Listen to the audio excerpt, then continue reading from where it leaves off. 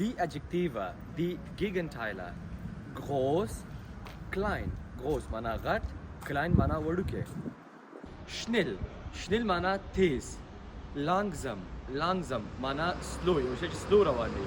Schnell, langsam. Dunkel, hell. Dunkel माना تورتم. لکه موږ ماښام لپاره زیاتره استعمالو dunkel. Hell माना رڼا. Dunkel, hell. Glücklich, traurig. Glücklich माना خوشحاله. Glücklich, traurig मतलब خفا. Glücklich, traurig. Long, kurz. Long माना اوږد.